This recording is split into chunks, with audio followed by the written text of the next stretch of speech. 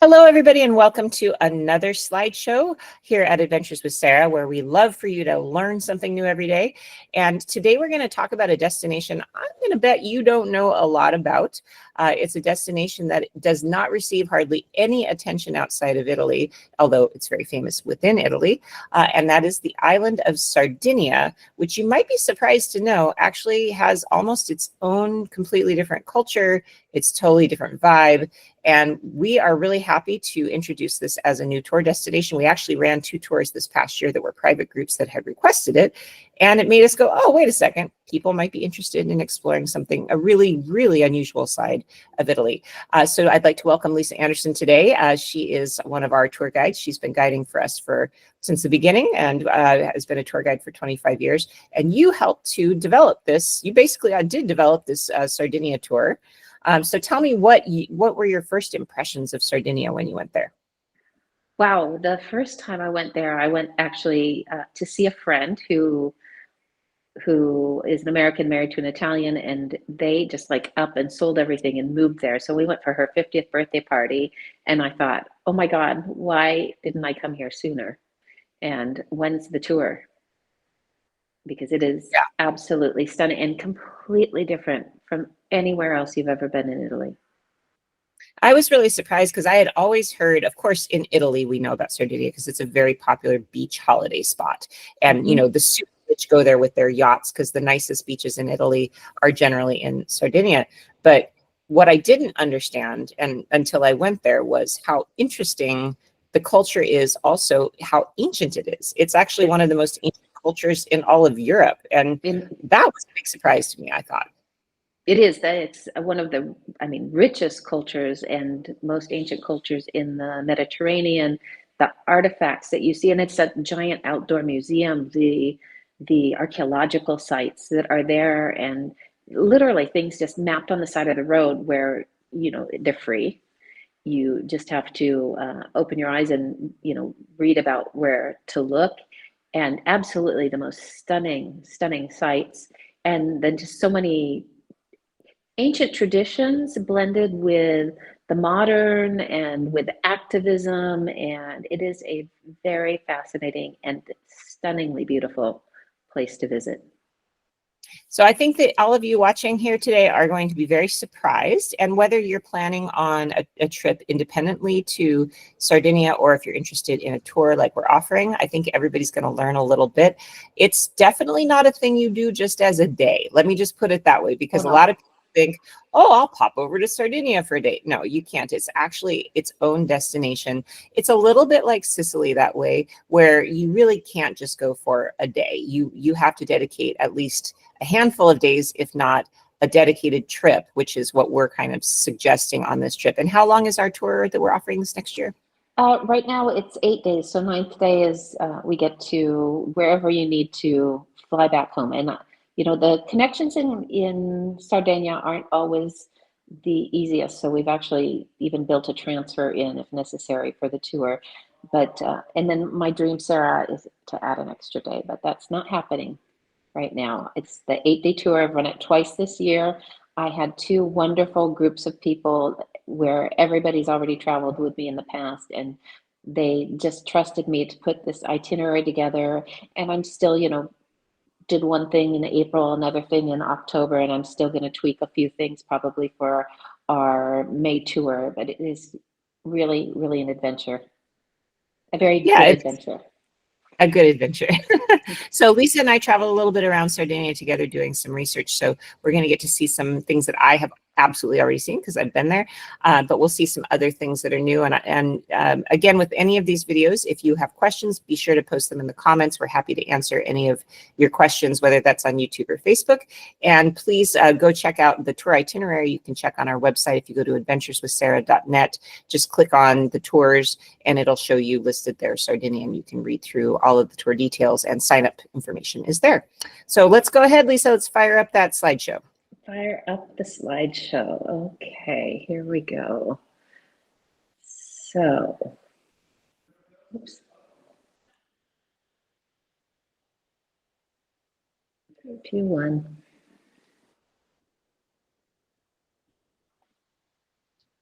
And Okay. You should see a castle. Yep, I see a castle. Okay, so this is Sardinia, and trying to find the right season to go. So Sardinia is extremely busy in the summer months. So we're trying to go towards the end of May, where it's also not so hot because the summer can be excruciatingly hot. And Sardinia has so many wonderful sights to see. You know, so many people just go there for the beach, but there is so much more than beach. And so this is looking over the city of Cagliari, which actually I was really surprised to find that it is the 5th largest cruise ship port in Europe. I didn't know that. It is a huge cruise ship port. But most people, so when I was talking to our local guide, Paolo, she said, you know, when the cruise ships come and they do excursions, probably out of every 100 people, 90 stay in Cagliari and only 10 go anywhere else, which is crazy to me as well. I mean, not because Cagliari isn't worthy. It's a beautiful city. There are just so many amazing places to go. So this is from our research trip. I had to put a little homage into to that. The Bastione di San You can also Remo. see that I'm enormous. I'm tiny. You always look like a doll next to me. I just feel like a midget next to you. Yeah, it's just, you know, Lisa is normal human size. It's me that's not normal human size. Anyway, Cagliari is a really beautiful city. You know, so much of it was destroyed during the Second World War. It was bombed by the Allied forces. It's kind of a diversionary tactic, they say, during the war, so that they could go in and storm Normandy. And so there are still actually bombed out buildings there. And just really quickly, you know, a little map of Cagliari here. We start down at the bottom of the map, and this has a lot going on. But we, you know, go over to, we zigzag up and down the island. We kind of really make a zigzag. So going from the center, Cagliari, over to the left, Carbonia, and over to Sant'Antioco actually is where we're going. Carbonia was a town that was actually created by Mussolini during the fascist period. And we go up to Oristano. So if you're looking up to the left, there's the green zone in the middle. Oristano, absolutely beautiful. Some really important archaeological sites there as well. We go over to the right side of the island, or actually, no, excuse me, we're going to keep going up to the left to Alghero, which again, absolutely stunning, where they still speak a version of the Catalan language, so Spanish from the Aragons that were there for one period of their history that left the language literally. And then over to the other side of the island, so if your eyes go to the right, to Dorgali and the Gulf of Orosei, and then all the way up to the top of the island, the northern part of the island, to Olbia and to the Isola di Maddalena, the Maddalena Archipelago, which is the end of the tour.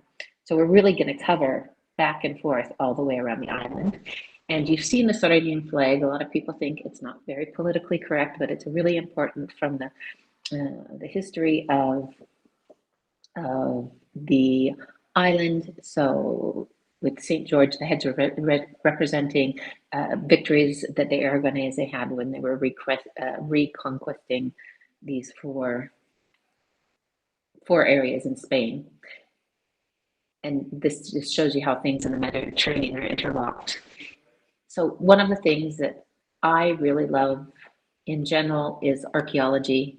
It was one of the things I studied at university, and the archaeological remains on the island and the history of the Nuragic population in particular, or the Nuragic civilization is actually the better way to do it, is stunning. So we start actually just with an overview of this is a timeline that's only going through the medieval age, obviously. We go through the modern age, but from the museum in Cagliari, which will just give us a really good idea to understand the things that we're seeing along the way. And one of the things we see there, this is actually in Cabras, but these giganti. So the Nuragic population and their civilization went from basically the 18th century BC through when the Romans came and took over after the First Punic War, essentially. My AirPods are dying. Sarah, can you hear me? Yep, you're fine. Keep going. Sorry, I just took them out. Okay, so these are these gigante that were found, you know, in a field near Cabras, which is day 3 of our tour. you can get an idea of how there are these warriors that were about 8 feet tall, and they finally found a home. One of them has actually been to New York City. It's taken years and years to get them out, and this is one of the highlights, seeing this and understanding how they fit into the history.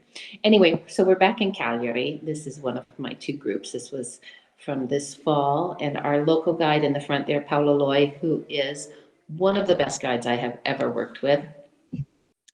Cagliari, again, it's a city that was very heavily bombed during the Second World War, but it also, it's very, very ancient. So we have archaeological sites that go back. This is an ancient Roman amphitheater, which unfortunately it's being restored and you can't really go inside, but you do get to see it from the outside, and it's really cool, and it's butted up against a great botanical garden. And Cagliari is a lively, fun city. It is the largest city on the island. By the way, Sardinia is the 2nd largest island in the Mediterranean. I bet you know what the 1st largest one is.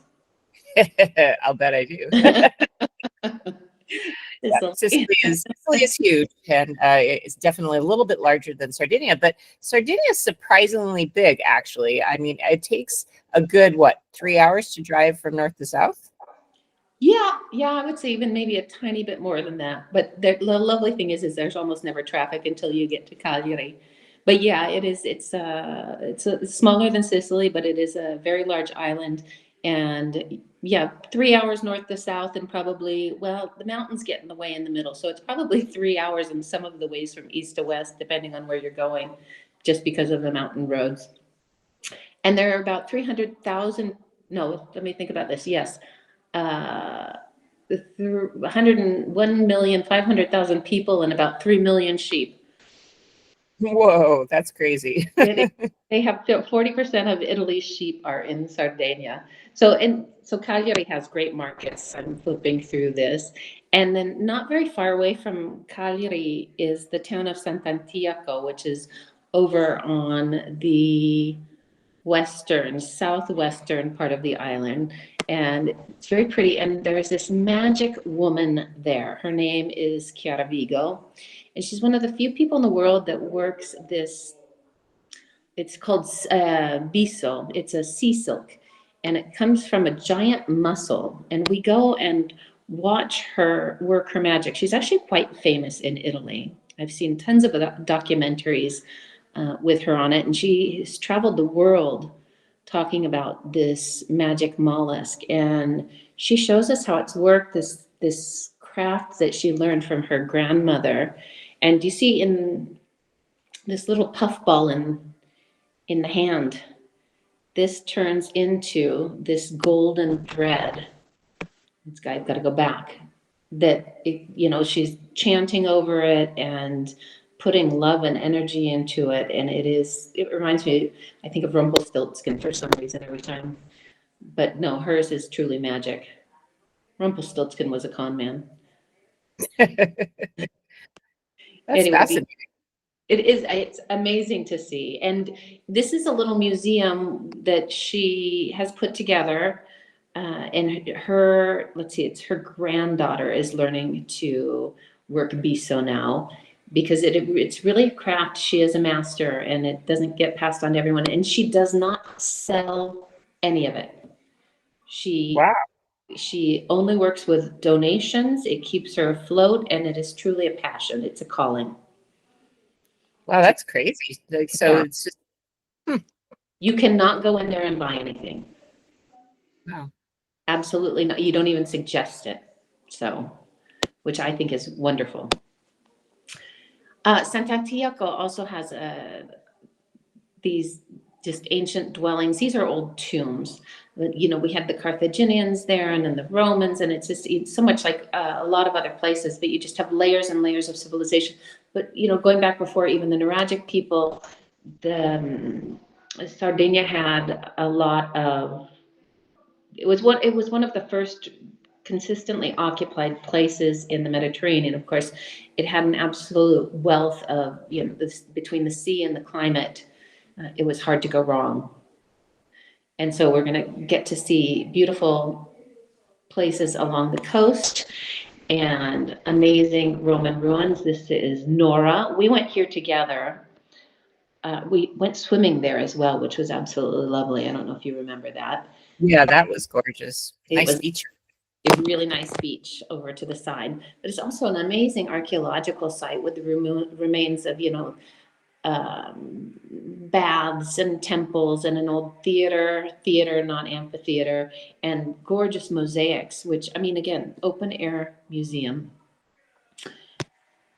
And then from Cagliari and Sant'Antioco, the next day we head up the island, sort of into the center, to a UNESCO World Heritage Site called Barumani. And the Nuraghi remains that you see behind Paola here, and this Nuragic village is absolutely amazing. And when you and we went here as well, but we did not visit the site the day we got there because it was too hot. oh, Mamma mia! This is another reason we're doing this in May, because we got there it was July. It was 43 degrees Celsius at 10 o'clock in the morning. Wow, that's so crazy. Yeah, it was over 100 degrees, blazing sun.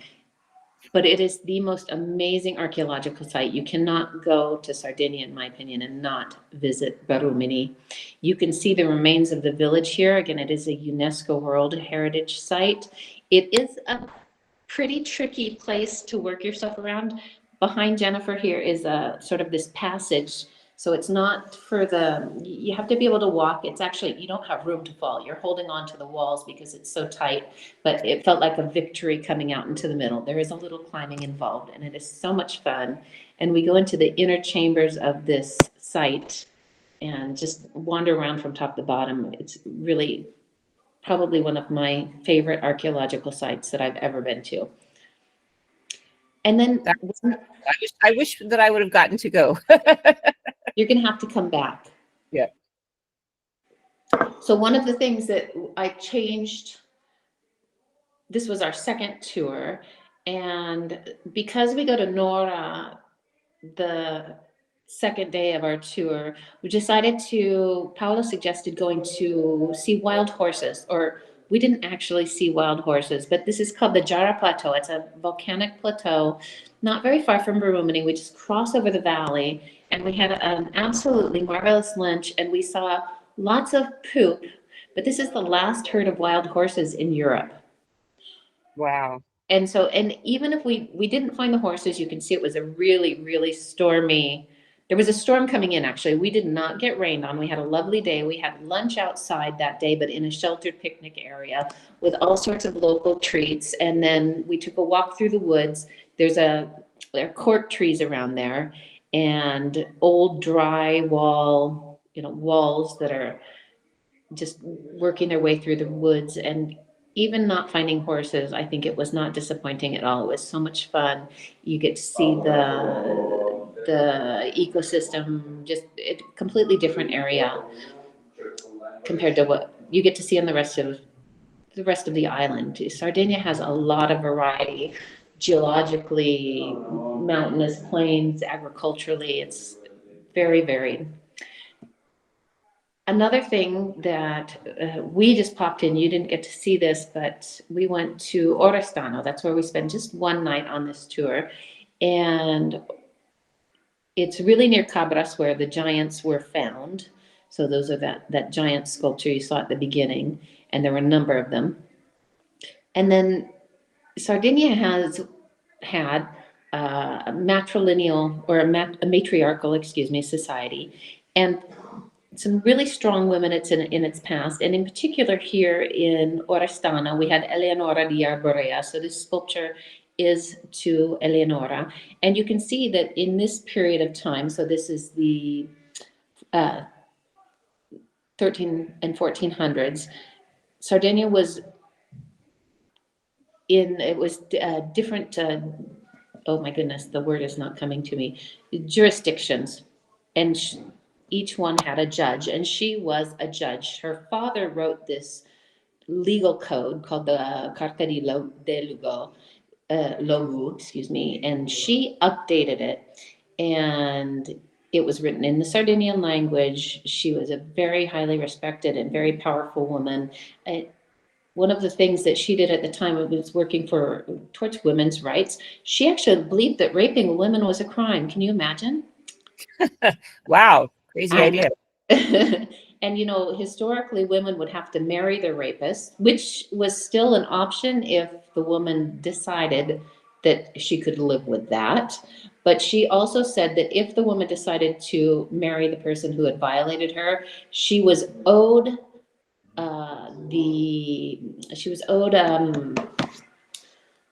oh mamma mia, I cannot think of the word right now.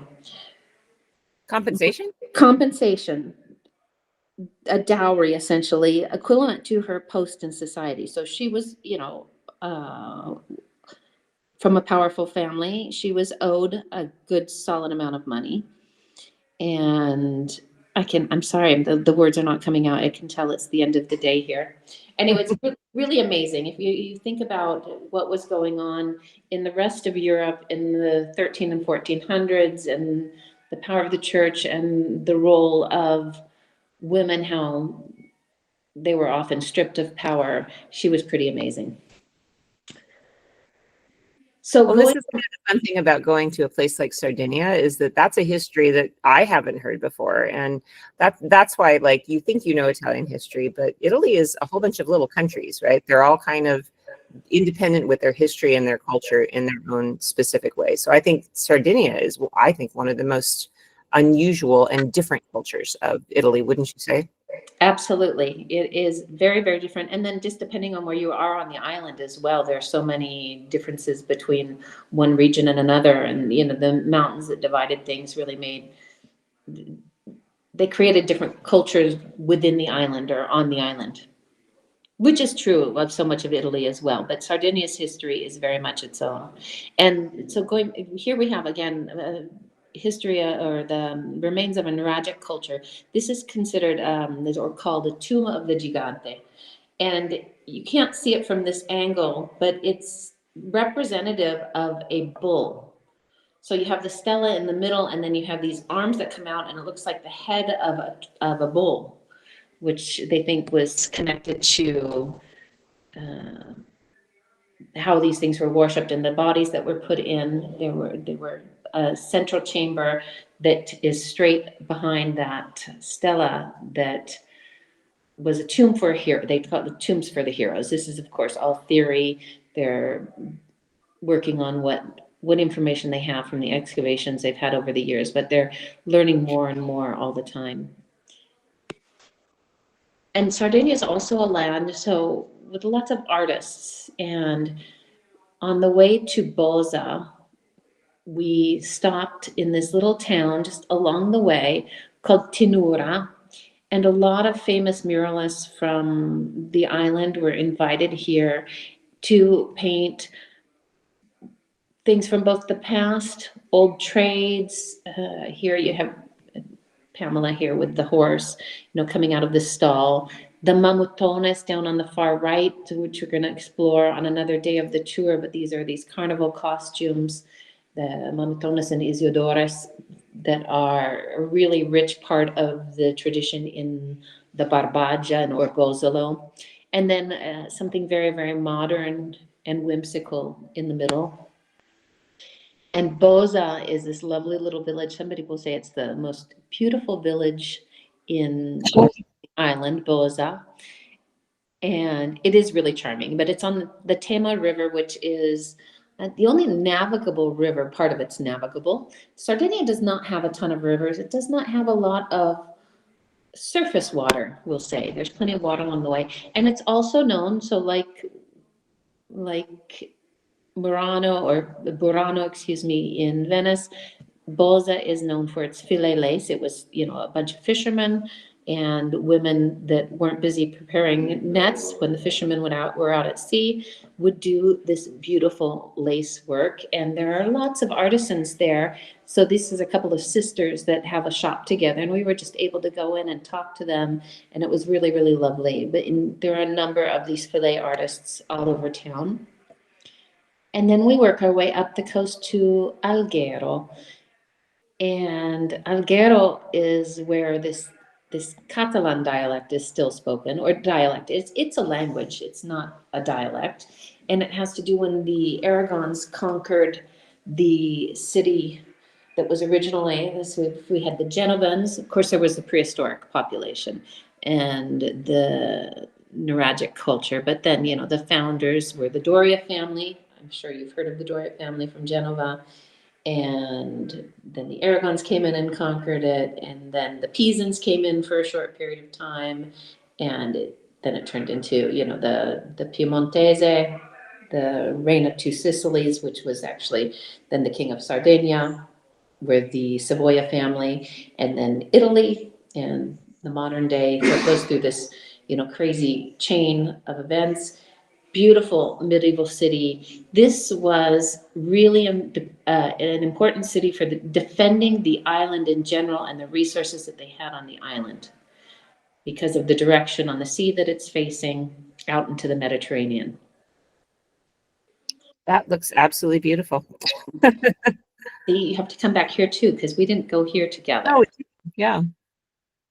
And it's famous for coral, actually, that grows along the coast here, and Capocaccia. So this is this enormous rock formation, limestone. There are caves underneath there. There's a big, the Grotto di Nettuno, Neptune's cave, which is something that people could do on their own time while they're there. And we decided to run out here one night for sunset. So this big promontory just shoots up 600 feet out of the sea. It is amazing to see. That's great. It's a nice shot, by the way. Did you take that? That's really beautiful. I did. Thank you. That was so much fun. It was a whimsical last minute decision, and like, wow, it's a beautiful day. Let's go see if we can catch the sunset. Wow, gorgeous. So we took off and did that.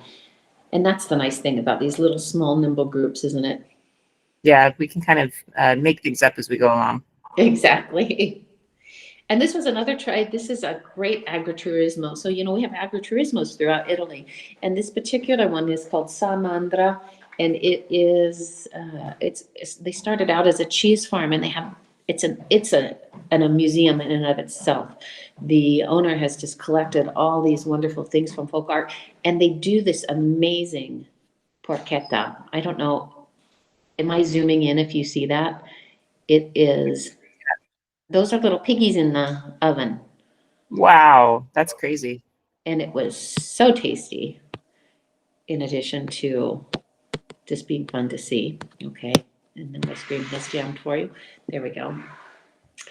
And then from Alghero, of course, we take a walking tour of the city. We always have local guides because, I'm a generalist. I travel all over the country, and there are so many things to know. I can't possibly begin to pretend to know everything there is about any place I go. Yeah. Well, I mean, that's true of all of us, though. I mean, I think that is something to keep in mind when you travel with us, that we are generalists and we know, both of us know a lot about Italian culture. We can certainly answer most of your questions. But I also think hiring a local guide is really fun because you get so much local flavor and a different voice. Because honestly, people get so bored of my voice after 2 weeks. That I could tell they're not listening to me anymore. And then when you have a new they do listen. It's really nice. They do listen. And there's just so much to know. And it is so much fun when you have somebody who's good at telling you about the history of the area and the culture and just tying it all together and having a personal connection. So, yeah. So this is just this little church along the way that we have the most wonderful driver. I'll show you a picture of Marcello afterwards. But he's like, oh, there's this great little church. It's just a 5-minute detour on our way to Orgosolo. And so this is this old Benedictine abbey. The church isn't open by the time when we get there, but it's just so much fun to just get off the bus, stretch our legs. This is an old well, and just look at the stones and listen to the air and hear the birds singing. It's the perfect little stop on our way to Orgosolo. And we had a very fun evening here together. We did. That's such a cute town. Yeah, what do you remember about it? Oh, well, obviously all of the, it's famous for the murals that are and they do all kinds of different murals. A lot of them are political, some of them are decorative, but they were actually painting a new mural while we were there. And it was like a little street festival associated with the introduction of a new mural. I thought that was neat. But what I remember more than anything is when we left our hotel to walk into town, the little old lady dressed all in black who was Oh sitting. my gosh, yes. Sitting up there, and she just said hi. But do you remember actually when we drove into town too? There were two women, and they're like, "Oh yeah, Antonio is waiting for you," because we were at this little bed and breakfast, and it's like they knew we were coming. Yeah, they knew these strange Americans were coming. And I think what I found I was fascinated about seeing the older ladies all dressed in black, because I haven't seen that since the 90s. Honestly, that used to be a very common thing, especially for widows, that they would just wear black for the rest of their lives. That was common for Italy. And I literally have not seen that, I think, since the late 90s in Italy. So that was something for me that was an interesting cultural insight, that Sardinia, because it is quite a bit separated from Italy, a lot of traditions live on there that have died elsewhere. Yes, yes, exactly. And in particular, in this area, which was so cut off and known for its bandits in the past, and just stereotypes about the people of Orgozolo, where actually there's I can't explain it elegantly, but basically, there was a movement, and it was the women from Orgozolo that showed up and protested. They met people with guns who ended up not, the soldiers were very surprised to find these women who were protecting their children and their grandchildren. And they're talking now about how there's a big project to create wind farms, and that the Popolo di Orgozolo, we need the Popolo di Orgozolo, these protesters, these peaceful protesters, to show up again. And so with that in mind, these political message, or these murals around town have very, very strong themes sometimes. Like this one I decided to put up because it says, how many innocents are killed to bring down one tyrant? I think, these messages are so important, and they're so internationally savvy. They know what's going on in the world, even though they're relatively isolated, or historically isolated. This is all about women's emancipation. And there's a mural in the background that talks about the history in New York in 1908, where an employer, not a very good employer, locked 129 women in. I think it was they were seamstresses, if I remember correctly. Yeah, that's true. And locked them into their warehouse. And they burned to death. Yeah. Anyway, so they've got these really important themes, and then we're gonna try this year. This is going to be new for us, to go to Mamayada, which is famous for its carnival celebration. It's famous for these mamutones, and this is shepherding culture, and these are centered around carnival, just ward off evil spirits. They make all sorts of noise. Well, I don't think actually for carnival to ward off evil spirits, but this is where this sort of history goes to. Anyway, these costumes are very famous throughout the country. And so this is going to be one of our experiments this year on tour. Fun. We should definitely go during the carnival sometime. That would be fun. That would be really, really fun. It's going to be very noisy. You need your earplugs for that one. If you can imagine all those bells ringing and drums pounding, and go and find a video on Mamayada and Mamutones and the Isiodores and the noise that they make at Carnival. Yeah. They scare children to death. It would be really, really fun. I would love to go there. I'm looking forward to seeing the town and experimenting with that. I love experimenting. And I do. We did run into a few traffic jams along the way. Uh-oh, that's a Sardinian traffic jam, much like a Sicilian traffic jam. That's like a Sicilian traffic jam. Okay, but remember, 3 million sheep on the island, double the population of humans, and 40% of all the sheep in Italy. Oh, geez, that's a lot. That is a lot. Because there were so many shepherds, there are these huts. This is the traditional cule or pineta is what they're called. I think you went in one with me, and there's a fire pit in the middle, and they were used to smoke cheese, take shelter, of course, in the event of a storm. They were, full-on little full-service shelters that they could have up in the mountains, made with drywall and these branches that keeps everything dry and keeps it nice, toasty, and warm. And we're talking about the area, the Barbagia. Barbagia comes from the word barbarian. It was a very, very rough area. And did you ever hear of, I know you know the songs by Fabrizio De André? What song?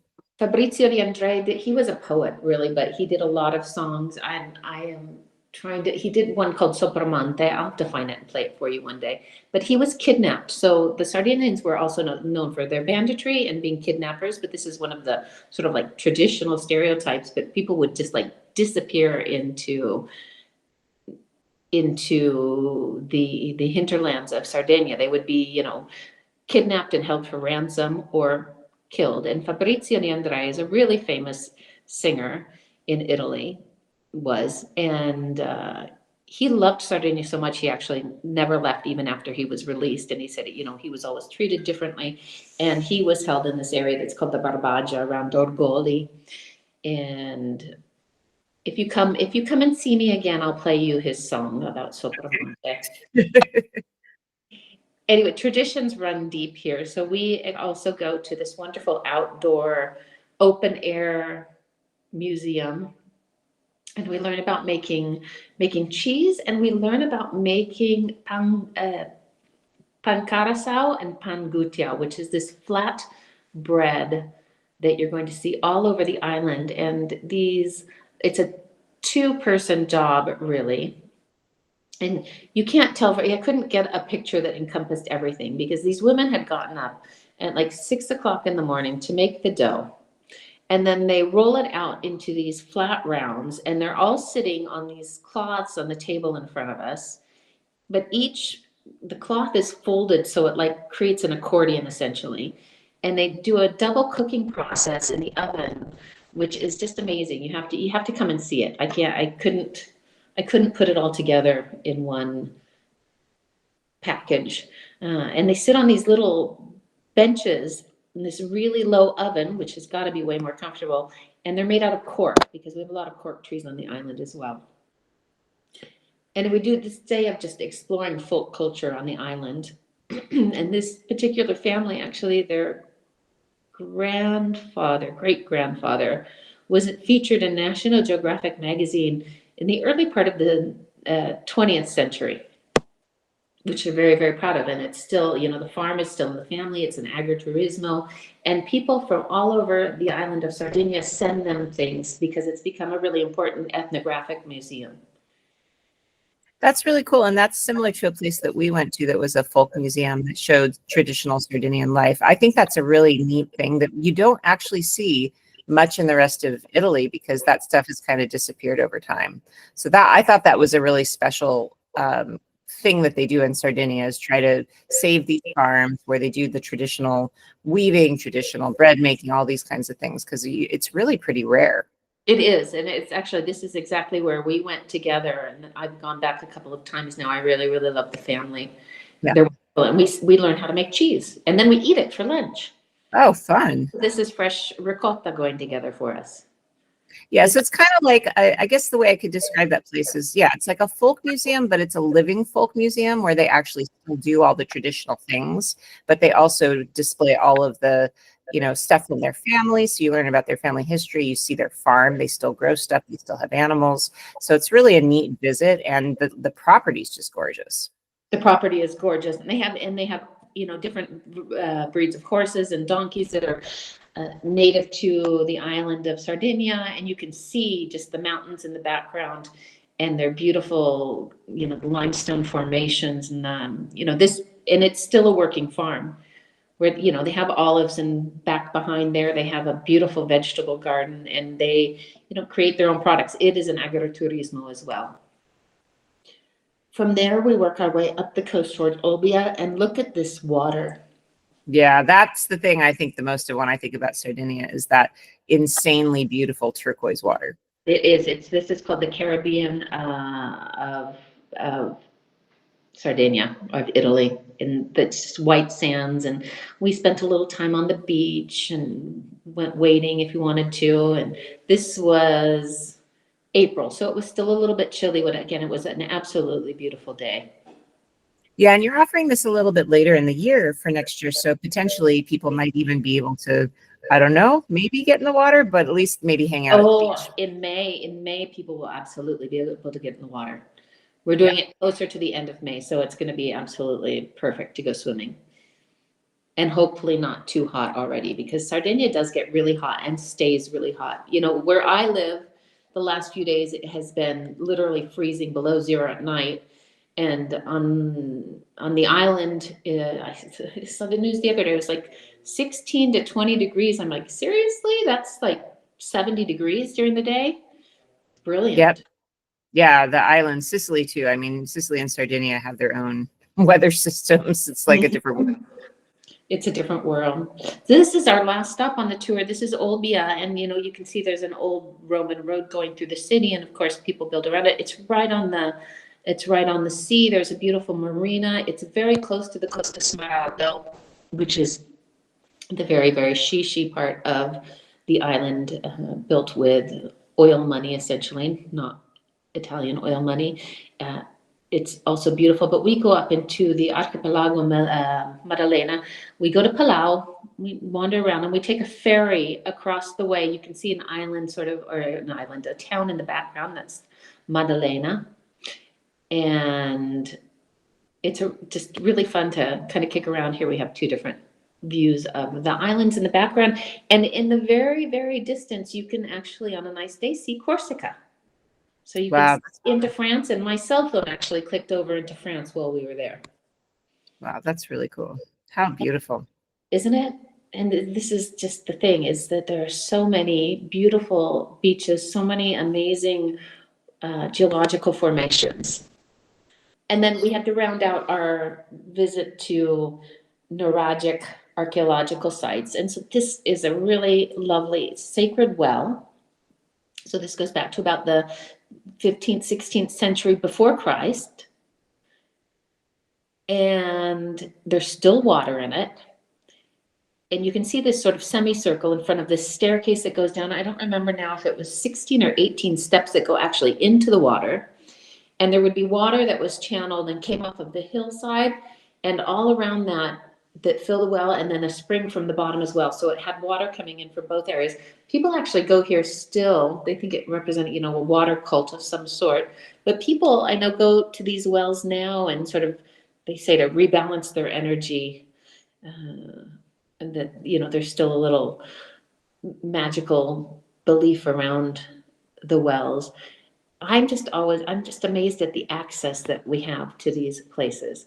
And then this is an old tomb, and that is our bus driver, Marcello, who is just a gem. He is probably one of the best drivers I've ever worked with. Don't tell my other drivers, because he's really enthusiastic about sharing his island. He lives near Cagliari and not afraid to get off the beaten path, and he knows where a lot of these amazing little archaeological sites are, and he's just a joy to work with. So, which makes our job so much easier. I mean, I think It really does. that. And of course, I have to show you a little bit of food, because Sardinia is a blue zone. We call it a blue zone, along with some places in Japan, a little place in California. This is where you have the most centenarians, or the highest ratio of centenarians, because they say, the food is healthy, good, the air is clean. And I don't have a bottle of Cananao. This is made out of the Cananao grape, but it's not actually Cananao. It's been played with a little bit. But just this great wine that has special polyphenols and all the magic and juju behind it. But it has led to a really wonderful, healthy lifestyle that leads to getting people to a ripe old age And so you can see that we enjoyed eating our way, of course, around. You're making me hungry, Lisa. That was No, fantastic. And you and I ate very well when we were there too. The food was really, really good. yes, and I wish I had more pictures of the food, but this is like this little type of pasta that they have with clams, and there's always wine. And we went, this I'm not promising, but we will go to a winery. Oh, and you can see the pan gutiao in front of us. So pan carasau and pan gutiao, this is what the lady was creating in front of that wood-fired oven. And lots of vineyards, and they're famous for the Cananao wine is the most famous red varietal, I would say, on the island of Sardinia, and Vermentino on the white side. Beautiful. Yeah, I'm ready to go back there right now. See, yes. And then I had to go back to the archaeology. Just this is from our very first day in the museum in Cagliari, but it's just showing you some of the artifacts of the Nuragic culture. So, and then actually pre-Nuragic culture on the left side with these Mother Earth, Madre Dea, sculptures, this earth goddess, and this beautiful bronze work, and then the jewelry. They had the most amazing jewelry making abilities where they were doing filigree. And you can see actually when I think back to the Etruscan jewelry that I've seen over the years, they must have learned, there was definitely a trade of information between these populations. Yeah, that would make sense because I know that they've always traded with Sardinia and the coast of Tuscany in particular have always traded. And then Mycenaeans, and anyway, so, and then let's go. What are you waiting for? I think it's time to come back to Sardinia. Yep. Anyway, thank you so much, Lisa, for sharing. Thank you for sharing a little bit about Sardinia with us. Lisa is going to be leading this tour this next year, as we mentioned, in late May into June. So if you're looking for a completely unique Italian cultural experience, Sardinia is probably a place that not many people that have spent a lot of time. So this is really a great place to learn about prehistoric culture, to learn about contemporary history. There's just a lot of layers to it that are really interesting and something quite unexpected. So thanks, Lisa, so much for putting together such an interesting tour. And for those of you that are out there, if you're interested in this tour, go to my website, adventureswithsarah.net, and you're going to see all of our tour schedule for the coming year. And you can book online to join Lisa next year. So what do you think people would be looking forward to the most? The food, the culture, the beautiful water? Oh, I mean, I guess it depends on what your favorite things are. I love it all. I think the whole package is absolutely amazing. And the lack of crowds, the air, the seas, I don't know. What do you like best? It's the whole package. It's the novel. It's not novelty because it's certainly not new. It's been there this whole time. There have been books written about it. Famous authors, actually a Nobel Prize winning female author, Grazie Deleda, if you want some new reading material. But it's the combination of things. It's just unique. And you know what? I think that Sardinia is going to really take off in the next few years, the way much of the rest of Italy is. And it reminded me a little bit of the way Sicily was when I started going there, which, when I started going to Sicily, nobody went to Sicily. People didn't even know where it was, or they thought, oh, it's full of the mafia or whatever. It just wasn't a place that had tourism. And they didn't even know what to do with tourists at the time. And I got that vibe off of Sardinia a little bit. And also it's been very peculiar. If you look at a lot of companies, not really anybody offers a tour of Sardinia. It's a very unusual destination, but there is so much to see there that it's a little bit puzzling why it's never become popular. But, hey, their loss is our gain. I'm a little foresight in the way things are going to be developed, because it's been years now that they can't build anything on the waterfront. So you're not going to get these mega hotels, and the coastlines aren't going to be developed in the way they have been in so many other parts of Italy. So it will never be that sort of wall to wall. And much to the chagrin, actually, of many of the people in Sardinia, they do feel very cut off in some ways from the rest of Italy, and they're not always great transportation connections. There are great transportation connections in the summer months when there's so many people coming back and forth, but the rest of the year, it's pretty hard for the people who live there too when they need to get off of the island and onto the mainland. Yeah, so That's lucky for us. Yeah, lucky for us, we're going at a time of year when there's lots of easy and very cheap flights back and forth from Sardinia. I flew there from Bologna, and I think my ticket was $50. So it's pretty easy to get there when it's a little bit nicer season. Well, thank you so much, Lisa. Lisa Anderson has been guiding for me for a bunch of years. We've been friends for many years, and she leads not only this, but also the Naples and Amalfi Coast tour. She does her Piedmont tour, which is the tour of her home region of Italy. So please go ahead and check out our website if you are interested in any of that kind of stuff. And we also have some interesting articles about Sardinia on the blog. What were you going to say? I said, and Venice too.